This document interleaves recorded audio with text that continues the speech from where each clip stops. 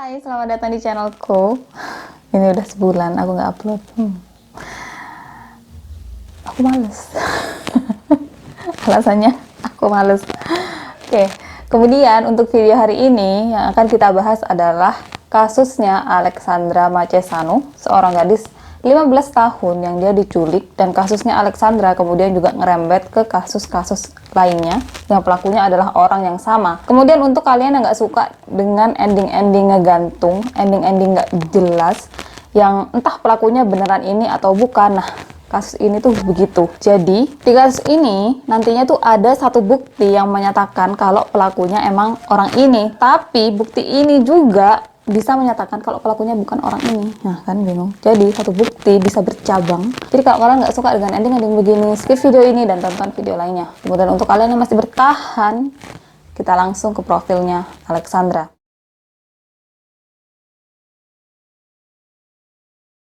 Alexandra Machesano adalah seorang gadis berusia 15 tahun yang tinggal di Dobrosloveni, Romania. Orang tuanya adalah Joa Machesano dan Theodora Machesano. Alexandra sendiri punya seorang adik dan namanya adalah Irina. Alexandra bersekolah di Mihai Vitišul High School yang lokasinya ada di Karakal, dan jarak antara rumahnya dengan sekolahnya adalah 9 menit perjalanan menggunakan mobil. Di Rumania atau di tempat Alexandra tinggal, karena jarang ada kendaraan umum, normal banget kalau kemudian ada orang berdiri di pinggir jalan nunggu tebengan dari siapapun yang bersedia kasih tebengan ke dirinya. Dan Alexandra, walaupun dia baru berusia 15 tahun, tapi dia udah biasa banget dengan hal kayak gitu.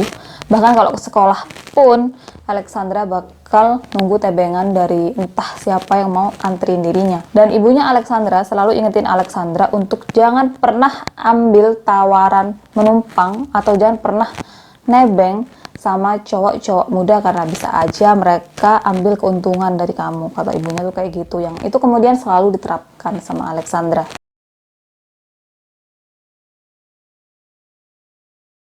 Rabu 24 Juli 2019, Alexandra memulai harinya seperti biasa. Dia bangun pagi, siap-siap pergi ke sekolah, sarapan, dan jam 9 pagi, dia pamitan sama orang tuanya untuk pergi sekolah. Alexandra kemudian berdiri di pinggir jalan, tunggu siapapun yang mau kasih tumpangan untuk dirinya, dan saat itulah sebuah mobil berhenti. Pengemudinya adalah seorang pria tua berusia 65 tahun, namanya adalah George Dinka. Dan seperti kata ibunya, boleh terima tumpangan dari siapapun kecuali anak laki-laki muda. Karena yang tawarin Alexandra hari itu adalah seorang kakek tua, Alexandra kemudian terima tawarannya George, karena dia mikirnya George adalah orang baik yang nggak mungkin ambil keuntungan apapun dari dirinya. Karena kursi samping pengemudi penuh, akhirnya Alexandra duduk di kursi belakang, di kursi penumpang, dan sambil jalan mereka berdua kemudian ngobrol, atau si George ini mulai tanya-tanya sama Alexandra. George mulai tanya namanya Alexandra, usianya, alamatnya, sekolahnya di mana, sampai akhirnya George tanya sama Alexandra, kamu mau diantar kemana? Dan di situ Alexandra bilang kalau dia mau diantar ke rumah temennya yang ada di Karakal. George kemudian tanya lagi sama Alexandra, kenapa nggak langsung diantar ke sekolah aja? Dan Alexandra bilang kalau dia udah janjian sama temennya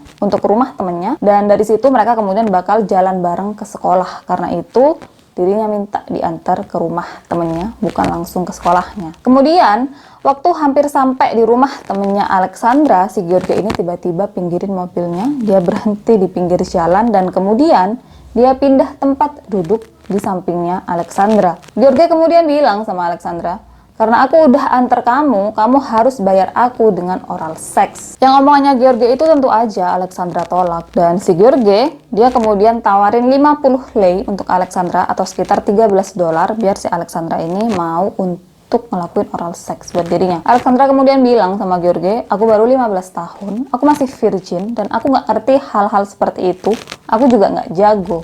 Tapi George tetap maksa, dan di situ Alexandra mulai teriak gila-gilaan. Dan karena si George ini takut ada orang yang dengar teriakannya Alexandra, dia kemudian mulai tampar Alexandra, jambak rambutnya ke belakang dan arahin kepala Alexandra ke area pribadinya. Dan di situ dia kemudian mendapatkan kepuasan seksualnya. Karena Alexandra terus-terusan ngelawan, akhirnya George ambil lakban dia di dalam mobilnya. Dia kemudian ikat tangannya Alexandra, tutup matanya Alexandra dan juga tutup mulutnya Alexandra. George kemudian ambil HP-nya Alexandra dan dia kemudian pindah lagi ke kursi pengemudi dan dia kemudian jalan menuju rumahnya. Dan sekarang kita akan ngebahas tentang profilnya George Dinka. Siapa sih si George ini? Apa sih track recordnya dia gitu kan?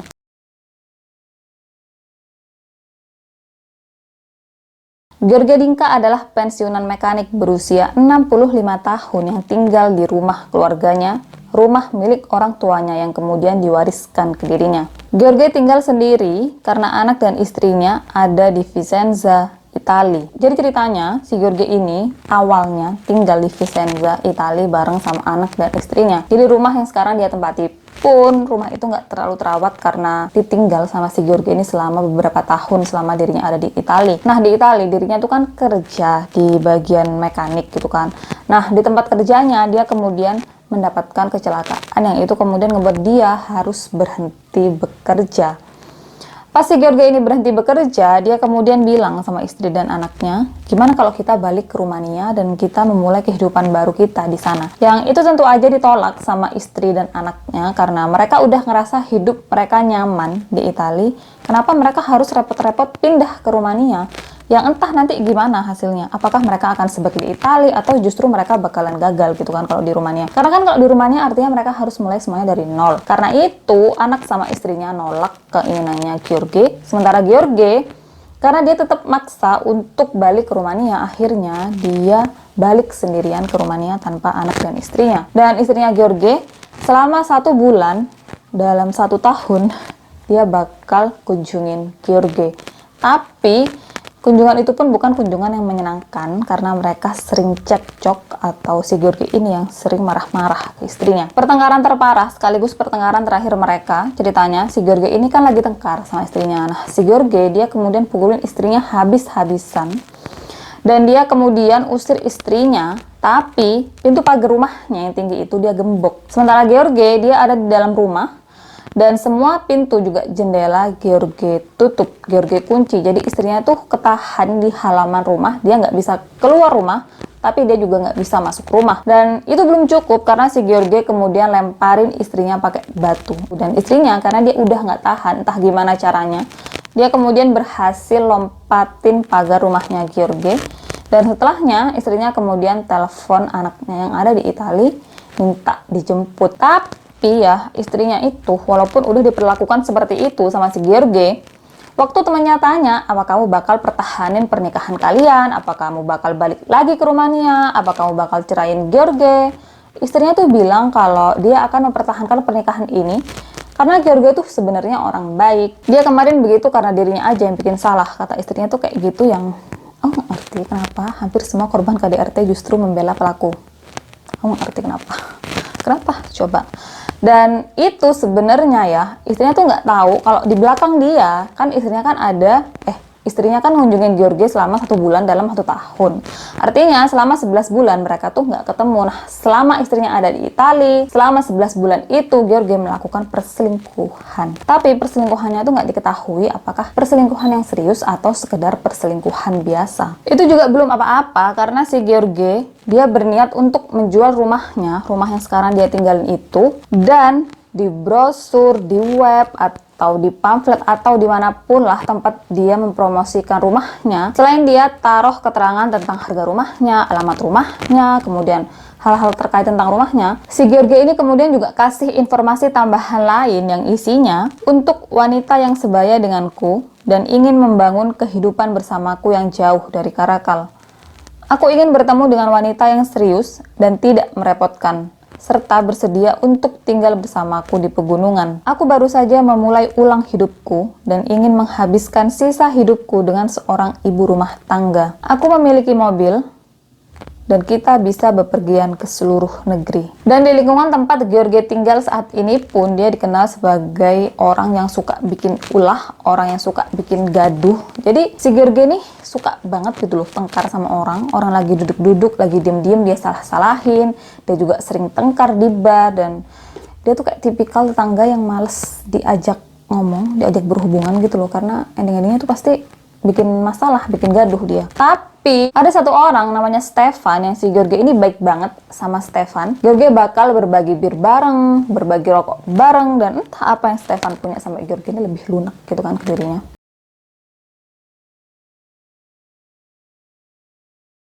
Sampai rumahnya, George baru masukin mobilnya ke garasinya, dan di situ dia kemudian cepet-cepet keluar dari mobil untuk tutup gerbangnya yang masih kebuka. Dan saat itulah tetangganya namanya Victor kemudian deketin George. Victor kemudian bilang sama George, besok aku ada kerjaan di rumah, kamu bisa bantu aku nggak? Katanya si Victor kayak gitu. Dan George karena dia pengen cepet-cepet Victor pergi, dia kemudian langsung bilang iya. Dan baru aja Victor pergi, temannya George namanya Stefan langsung datengin George. Dia langsung samperin George. Stefan bilang sama George, kamu punya uang nggak? Aku mau beli rokok nih, ntar rokoknya kita bagi dua deh, katanya si Stefan kayak gitu. Dan karena George pengen si Stefan cepet-cepet pergi, George kemudian juga bilang enggak. Yang kemudian Stefan langsung pergi, George buru-buru tutup gerbangnya, dia keluarin Alexandra dari mobilnya, dan kemudian masukin Alexandra ke dalam rumahnya. Di dalam rumahnya George, Alexandra disekap di sebuah kamar, yang itu kamarnya tuh kayak udah biasa George jadiin tempat begituan. Karena di dalam kamar itu kan ada ranjang. Nah, di tiap sisi ranjang, di tiap sudutnya, ada tali buat ikat dua tangan dan dua kaki siapapun yang ada di atas ranjang itu. Yang benar aja, si Alexandra ini kemudian langsung diikat dua tangan dan kakinya. Setelah yakin kalau Alexandra gak bakal bisa lepasin diri, George kemudian keluar. Dia pergi untuk ambil suku cadang, yang itu sebenarnya niat awal dia bepergian pada hari itu sebelum akhirnya ketemu sama Alexandra. Dan Alexandra di dalam kamar itu, dua tangan sama kakinya diikat, dan dia juga masih dalam keadaan mata sama mulutnya ditutup pakai lakban. Jadi dia nggak bisa teriak ataupun lihat apapun di sana. Malamnya, pas George balik, dia langsung ke kamar tempat dirinya sekap Alexandra. Yang waktu dia masuk ke kamar itu, Alexandra tidur. George kemudian buka lakban yang tutup mulutnya Alexandra, dan dia kemudian langsung lakuin oral seks ke Alexandra. Niat awal dia waktu pertama kali ketemu sama Alexandra. Selesai dengan itu, Alexandra kemudian bilang sama George untuk lepasin dirinya. Alexandra mohon-mohon sama George untuk lepasin dirinya, dan karena Alexandra terus-terusan minta dilepas, dia kemudian juga terus-terusan minta tolong, George kemudian tampar Alexandra dan perkosa Alexandra malam itu. Selesai perkosa Alexandra, George kemudian tidur di sampingnya Alexandra. Udah kayak kakek ngelonin cucunya gitu loh. Besok paginya, George bangun duluan, dan dia kemudian langsung bangunin Alexandra. Di situ Alexandra bilang sama George kalau dirinya ngerasa mual, perutnya nggak enak. Alexandra juga kemudian bilang sama George kalau sebenarnya dirinya nih sakit, dan setiap hari dirinya harus minum obat. Karena itu tolong lepasin aku, kasihan orang tuaku, katanya Alexandra gitu. Dia mohon-mohon untuk dilepas, dan George kemudian bilang sama Alexandra kalau dia bakal kabarin orang tuanya Alexandra, bilang kalau Alexandra baik-baik aja. George kemudian lagi-lagi perkosa Alexandra pagi itu. Dan setelahnya, dia kemudian pergi ke rumahnya Victor, bantu-bantu di rumahnya Victor sesuai janji yang dia buat kemarin. Selesai bantu-bantu Victor, George kemudian pergi untuk beli HP murah. Yang itu HP dia kemudian pakai untuk telepon orang tuanya Alexandra, persis seperti omongannya dia ke Alexandra. Waktu nelpon orang tuanya Alexandra, George bilang kalau dirinya adalah menantu mereka, dan Alexandra saat ini bahagia bareng dirinya di Belgia. Yang itu tentu aja ditolak, kenyataan itu nggak diterima sama orang tuanya Alexandra, karena Alexandra nggak mungkin seperti itu. Tapi belum sempat orang tuanya Alexandra tanya-tanya, George buru-buru tutup teleponnya.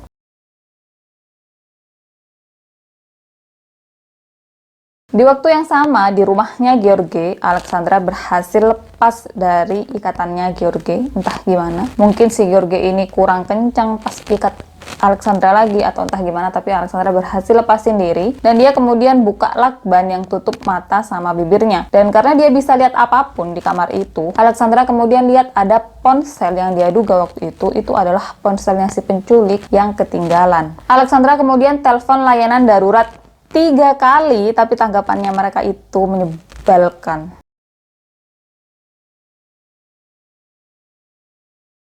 Di telepon pertama, Alexandra kemudian jelasin sama operator yang angkat teleponnya kalau namanya adalah Alexandra Macesano, usianya 15 tahun, rumahnya di sini, sekolahnya di sini, dan dirinya diculik. Alexandra kemudian juga bilang kalau dia nggak tahu lagi ada di mana. Yang justru operator bilang sama Alexandra, kok bisa kamu nggak tahu lagi di mana? Ini namanya juga diculik.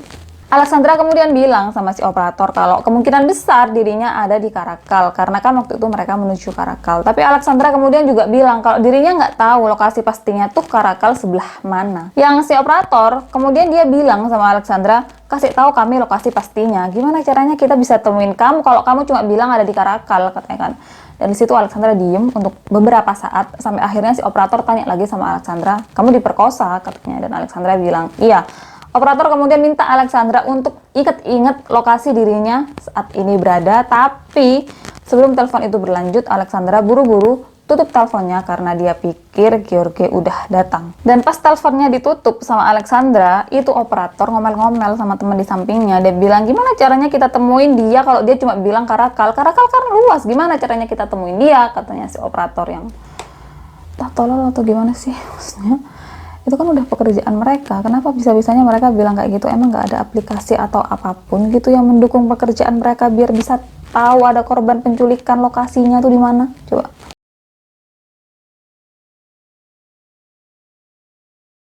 Di telepon kedua, Alexandra mulai jelasin sama si operator kalau waktu diculik, matanya tuh ditutup pakai lakban. Tapi sebelum matanya ditutup pakai lakban, dirinya sempat lihat bendungan. Alexandra kemudian bilang sama si operator kalau di dalam kamar tempatnya disekap, dia temuin sebuah kartu nama atas nama Popescu Lucian Gabriel. Yang di kartu nama itu, Alexandra juga kemudian bacain alamat yang ada di situ. Tapi Alexandra kemudian bilang sama si operator kalau aku nggak tahu apakah nama dan alamat yang ada di kartu ini emang nama si penculik atau bukan. Jadi, waktu mereka lagi ngobrol-ngobrol di dalam mobil sebelum Alexandra ini diculik, kemungkinan besar pembicaraan yang terjadi di antara mereka cuma pembicaraan satu arah. Cuma si George yang tanya-tanya sama Alexandra, tapi Alexandra nggak tanya-tanya sama si George. Karena itu, Alexandra nggak tahu namanya George. Kemudian, walaupun Alexandra udah ngomong begitu, si operator, dia tetap bilang atau minta Alexandra untuk tunjukin atau kasih tahu lokasi pastinya. Alexandra kemudian bilang sama si operator kalau dirinya nih dikunci di dalam kamar dan satu-satunya hal yang ada di luar dan bisa dia lihat dari dalam kamar adalah sebuah pagar berwarna merah. Tapi petugas operator justru tetap paksa Alexandra untuk lihat sekeliling, untuk lihat apa ada tanda-tanda tentang lokasinya saat ini dan untuk ingat-ingat lokasinya saat ini. Coba, padahal dia udah bilang dia tuh diculik, pas diculik matanya ditutup pakai lakban, terus dia dikunci di dalam kamar dan satu-satunya hal yang bisa dia lihat di luar kamar itu adalah pagar berwarna merah. Terus si operator nih kayak budek apa gimana gitu loh, kok bisa dia tetap suruh Alexandra untuk kasih tahu lokasi pastinya sekarang. Coba. Habis itu operator kemudian tanya sama Alexandra, kamu inget nggak plat nomor mobil si penculik? Dan Alexandra bilang enggak. Operator kemudian bilang Operator kemudian tanya sama Alexandra, kamu inget nggak warna mobilnya? Dan Alexandra bilang abu-abu. Operator kemudian paksa Alexandra lagi untuk bilang, coba kamu inget-inget di mana lokasi kamu saat ini. Dan entah karena si petugas operator ini udah buntu, udah nggak ngerti caranya bantu Alexandra yang adalah seorang korban penculikan. Mungkin dia nih belum pernah dapat kasus kayak begini. Petugas operator kemudian sambungin telepon Alexandra ke polisi. Yang justru tanggapannya polisi itu lebih sinis dan lebih galak. Waktu Alexandra bilang sama polisi kalau dirinya adalah korban penculikan, usianya 15 tahun, dia diperkosa, cepet jemput aku, cepet tolong aku. Petugas kepolisian yang nerima teleponnya Alexandra itu justru bilang, gimana caranya kita temuin kamu? Kayak gitu.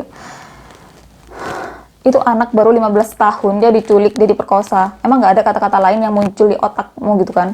Kenapa harus pakai kata-kata kayak begitu coba? Dan karena polisi bilang gitu, akhirnya Alexandra harus jelasin lagi dari awal kalau dirinya tuh diculik di sini, keadaannya begini, dia diperlakukan seperti ini, alamatnya di sini, sekolahnya di sini, rumahnya.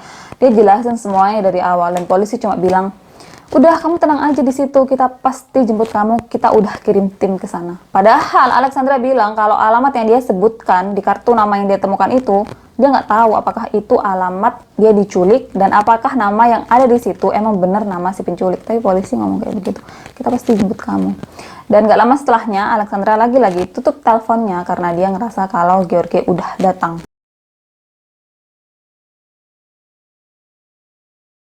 Telepon ketiga dari Alexandra ke operator layanan darurat langsung disambungkan ke polisi. Alexandra kemudian bilang atau tanya sama si polisi, kapan tim kalian datang? Aku takut banget di sini, katanya kayak gitu kan. Dan si polisi bilang, ya tunggulah. Kamu pikir kami bisa terbang? Tunggu aja di situ. Emang kamu takut apa sih? Kata si polisi kayak gitu. Yang tentu aja Alexandra bilang, aku takut dipukulin. Dan Oonnya si polisi tanya, kamu takut dipukulin sama siapa coba? Alexandra kemudian lagi-lagi dia jelasin tentang penculiknya, tentang keadaannya, tentang nama sama alamat yang ada di kartu nama. Dan selesai dia baca alamat yang ada di kartu nama itu, walaupun dia udah bilang kalau dia nggak tahu itu alamat bener atau enggak, si polisi bilang, oh alamatnya di situ ya. Kayak sebelumnya, kayak itu tuh pertama kalinya gitu loh dia denger itu alamat. Coba dia ngomong gitu loh sama Alexandra. Polisi kemudian bilang sama Alexandra, kamu tunggu aja di situ, kita udah kirim tim, 2 menit lagi mereka bakalan sampai. Dan waktu Alexandra bilang sama polisi, bisa nggak temenin aku di telepon aja, aku nih bener-bener takut sama si penculik. Tahu nggak, si polisi bilang sama Alexandra, ya nggak bisa lah. Emang yang butuh pertolongan cuma kamu, yang butuh telepon dari saluran ini cuma kamu, ya kamu harus matiin teleponnya biar yang lain yang butuh bantuan juga bisa telepon dan melapor ke kamu. Kayak gitu loh, si polisinya itu ngomong kayak gitu ke Alexandra. Dan karena udah dibilang kayak gitu sama si polisinya, ya udah Alexandra tutup teleponnya. Dan itu adalah saat terakhir Alexandra dikonfirmasi hidup. Karena ternyata setelah telepon ketiga itu, Alexandra ketahuan sama Gheorghe. Dia berhasil lepasin dirinya dari ikatannya dan juga pakai HP-nya. Gheorghe yang marah kemudian pukulin Alexandra habis-habisan. Dia kemudian benturin kepala Alexandra ke lantai dan terakhir dia cekik Alexandra sampai meninggal. Setelah Alexandra meninggal, Gheorghe kemudian bungkus tubuhnya Alexandra pakai selimut dan dia kemudian bawa tubuhnya Alexandra ke halaman belakang rumahnya. 19 jam setelah pembunuhan Alexandra, polisi baru bisa ngelacak lokasi rumahnya Gheorghe. Tapi meskipun mereka udah tahu rumahnya Gheorghe ada di situ, tapi mereka tuh nggak langsung masuk. Mereka justru nunggu lagi selama 4 jam. Alasan polisi saat itu karena mereka nggak pegang surat perintah yang sebenarnya menurut hukum di negara mereka kalau keadaannya darurat, apalagi ke Alexandra, dia 15 tahun diculik, diperkosa, itu tuh nggak apa-apa langsung masuk. Tapi kenapa polisi harus nunggu 4 jam lagi untuk masuk ke rumahnya Gheorghe? Dan setelah mereka masuk ke rumahnya Gheorghe, disitulah mereka kemudian temuin serpihan tulang di halaman belakang rumahnya Gheorghe yang pada saat itu kan belum tahu apakah itu punyanya Alexandra atau bukan. Jadi itu tulang belulang kemudian dibawa untuk dites forensik. Dan ternyata Alexandra bukan satu-satunya korban yang ada di rumah itu, karena polisi kemudian menemukan nama lain, cewek lainnya juga disekap dan bernasib sama dengan Alexandra, namanya adalah Luiza Melenko.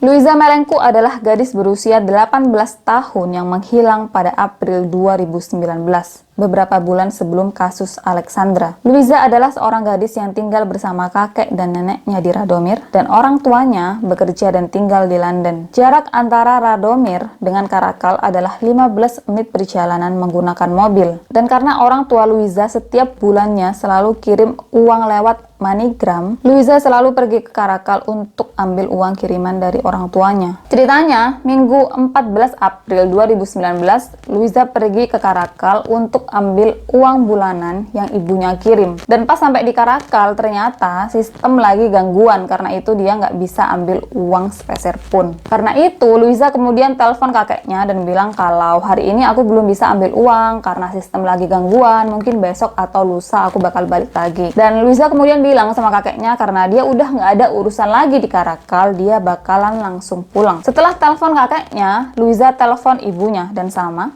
Dia juga bilang sama ibunya kalau dia belum bisa ambil kiriman uangnya dan mungkin dia bakal ambil besok atau lusa. Dan ibunya Luiza kemudian tanya sama Luiza, ini terus kamu sekarang mau kemana? Mau langsung pulang atau masih mau main sama temenmu? Dan Luiza bilang kalau dirinya bakalan langsung pulang. Setelahnya, Luiza duduk di trotoar, tunggu siapapun yang mau kasih tebengan ke dirinya, dan saat itulah mobil abu-abu yang dimiliki sama Gheorghe datang. Dan di situ kejadiannya mirip dengan yang terjadi sama Alexandra. Waktu udah hampir sampai rumahnya Luiza, Gheorghe berhenti di pinggir jalan. Dia kemudian pindah ke kursi belakang, minta Luiza untuk ngelakuin oral seks buat dirinya, dan dia bakal bayar Luiza, tapi Luiza nolak. Dan di situ Gheorghe mulai kerasin Luiza, dia mulai iket tangan sama tutup matanya Luiza pakai lakban, dan setelahnya Gheorghe bawa Luiza ke rumahnya. Tapi ada hal yang berbeda di sini. Kan waktu kasusnya Alexandra nggak ada satu orang pun yang tahu kalau Alexandra ada di rumahnya Gheorghe atau dia diculik sama Gheorghe. Tapi untuk kasusnya Luiza ada satu orang yang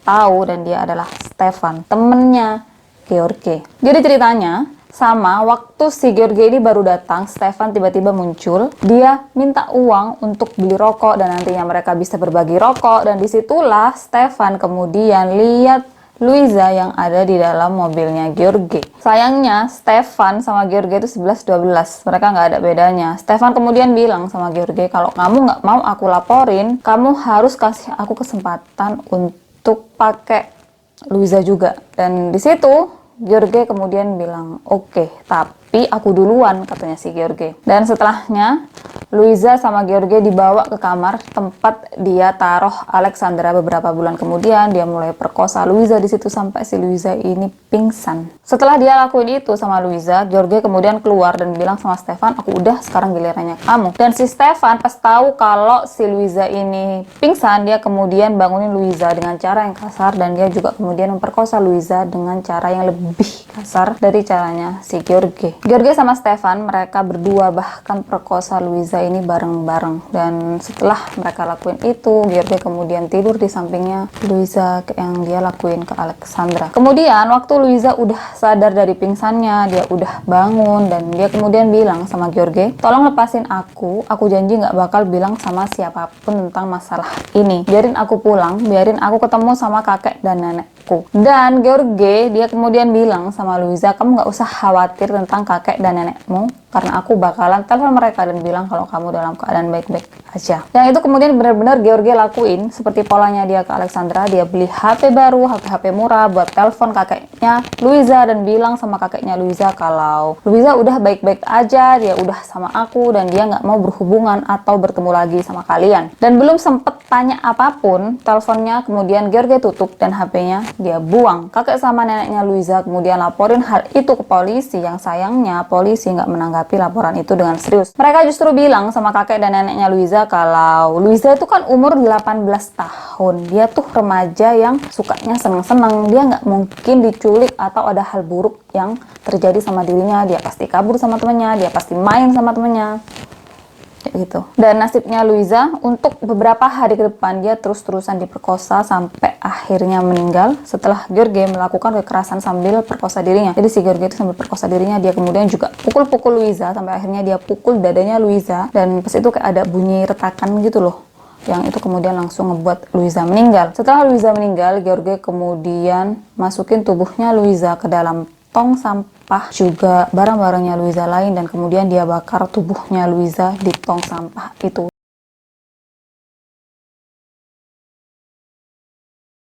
...27 Juli 2019, masyarakat Romania baru tahu tentang kasusnya Alexandra dengan Luisa 3 hari setelah Alexandra diculik. Dan kalau kalian ingat tentang rekaman yang tadi, yang pembicaraan antara Alexandra dengan operator layanan darurat dan polisi, rekaman itu sebenarnya nggak diketahui sama siapapun sampai akhirnya pamannya Alexandra, namanya Alexandru Companasu, yang dia adalah seorang host televisi yang kemudian beralih profesi ke politik. Nah, si pamannya itu dapat ini rekaman dari Special Telecommunication Unit yang kemudian dia sebar ke Facebook. Dan postingan pamannya Alexandra ini bikin rakyat Rumania marah besar, karena kenapa bisa instansi yang ditunjuk pemerintah untuk menolong rakyat justru menanggapi permintaan tolong atau keluhan dari Alexandra dengan cara seperti itu. Masyarakat Rumania kemudian mendorong dan mendesak perubahan undang-undang tentang hukuman untuk pembunuh,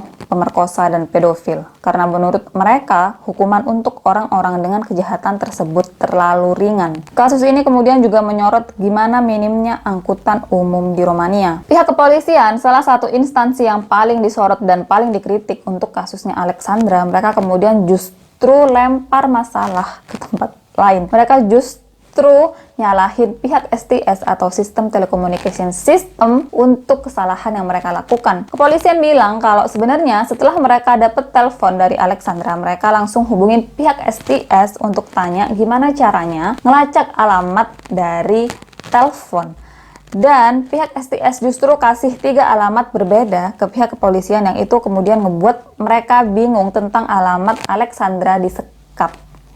Karena itu mereka nggak bisa cepet-cepet selamatin Alexandra. Pihak kepolisian ngomong gitu. Tapi Tapi klaimnya mereka kemudian langsung dibantah sama pihak STS. Pihak STS bilang kalau memang pada hari itu mereka ditanya sama pihak kepolisian tentang gimana caranya ngelacak alamat dari panggilan telepon. Dan pihak STS saat itu juga langsung merespon dengan kasih aplikasi biar pihak kepolisian bisa ngelacak tentang lokasinya Alexandra melalui telepon. Tapi katanya pihak STS, pihak kepolisian baru buka itu aplikasi 1 jam setelah mereka kirim. Dan pihak STS membantah kalau mereka udah kasih 3 alamat berbeda tentang lokasinya Alexandra. Itu nggak pernah mereka lakukan, katanya pihak STS. Dan efek karena kelalaian ini, Kepala Polisi Nasional dan Kepala Polisi Karakal, beberapa petugas terkait dan kepala daerah dipecat. Menteri Dalam Negeri dan Kepala STS kemudian juga mengundurkan diri. Sementara pihak operator layanan darurat, mereka justru kayak lepas tangan. Mereka bilang kalau kami sangat kompeten dan sangat berpengalaman di bidang kami. Dan telepon dari Alexandra bukan satu-satunya telepon seperti itu. Sebelum-sebelumnya kami udah sering menerima telepon dari korban penculikan dan kami selalu berhasil. Kami tahu gimana caranya memperlakukan korban juga orang-orang yang membutuhkan pertolongan dan kemudian menelpon kami. Udah cuma kayak gitu aja. Tapi kan kenyataannya nggak seperti itu. Di rekamannya kan berbeda. Adik Alexandra, Irina, dia nih awalnya nggak dikasih tahu tentang kejadian yang terjadi sama Alexandra. Orang tuanya cuma bilang kalau Alexandra lagi jalan-jalan sama temennya. Dan mereka kemudian juga menutup aksesnya Irina kayak nonton TV, dengerin radio, atau hal-hal lain biar si Irina nih nggak shock. Tapi ternyata akhirnya Irina tahu dan iya beneran dia shock dan karena itu dia kemudian harus secara teratur menemui psikolog. Orang tua Alexandra juga kemudian gak izinin Irina untuk pergi kemana-mana sendirian. Sejak saat itu mereka selalu antar Irina kemanapun. Selama persidangan, George didampingi psikiater dan diketahui kalau dia punya masalah dengan hubungan seksual dan memiliki obsesi dengan kejantanannya sendiri. Hal itu ngebuat George kemudian memandang wanita hanya sebagai objek untuk memuaskan kebutuhan seksualnya. George kemudian didakwa dengan 7 dakwaan: perdagangan manusia, perdagangan anak di bawah umur, 2 kasus pemerkosaan, 2 pembunuhan tingkat pertama, dan penodaan mayat. Stefan juga kemudian dituntut atas pemerkosaan Luiza.